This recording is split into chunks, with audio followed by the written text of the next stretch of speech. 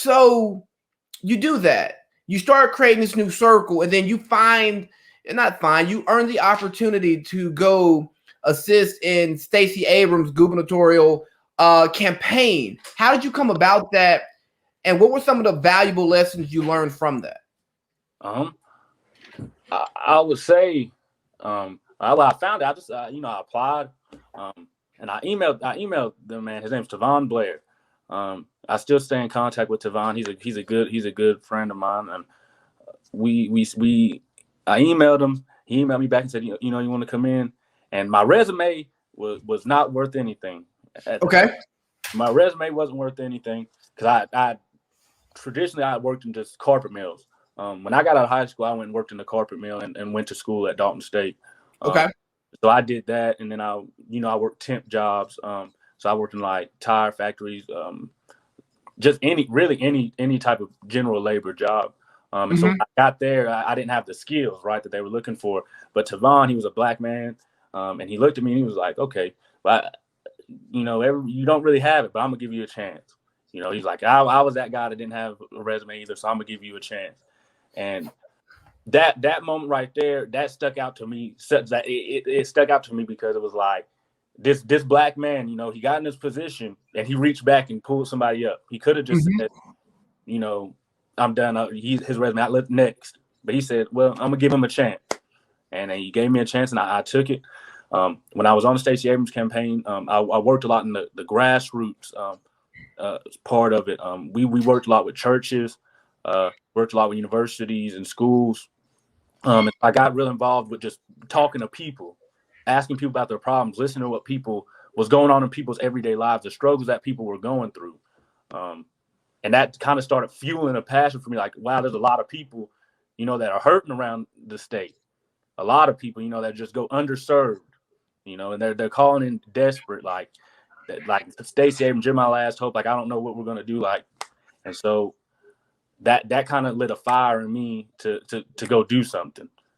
And there I learned the skills, like how to do it, right? You have to go to the people. You can't sit up in a tower looking down on people, telling them what to do. You have to go out with the people, and feel what they're feeling in order to really make some type of change. Absolutely, man. And there's so much there that I kind of want to respond to. So the grassroots, I think it's so important to go to the grassroots because the grassroots is where the direct change happens. A lot of people love to send their problems to Washington, not realizing that their solutions are right there in their own communities. Like you look at some of the issues that we have in policing and holding police officers accountable. It's not federal law. It's state laws and it's local laws that protect these people. But a lot of us don't know. We don't know that because the national story is a story that's always told. And if you look at the most impactful movements in our society, you think about what's happening. Well, we'll look at what's happening with the Me Too movement, right? We look at what's happened with the civil rights movement of the 50s and 60s. You look at the women's suffrage movement. And even as far back as the Revolutionary War, it started at the grassroots level. And that civil unrest, coupled with more and more people being mistreated, being exposed for the mistreatment that they're committing, and making it something that people cared about, that's where the change happens. But you don't get the civil rights bill signed if you don't have the sit-ins, you don't have the boycotts, you don't have the marches. And so often we want change to happen from Washington without making the change happen at home. And so it excites me to hear you talking about the grassroots because I love the grassroots. And I think the grassroots is where the change happens.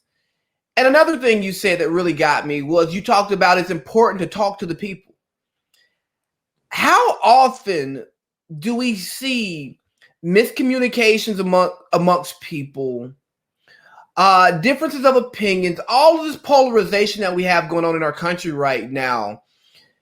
But if you actually sit people down and you have a conversation, we have way more in common than we ever would have thought from some of the messaging that's out there. But also, you get to learn a lot about a person. You can dislike a person. You can disagree with them fundamentally on how to live life. But once you talk to them, you at least can understand it. Right.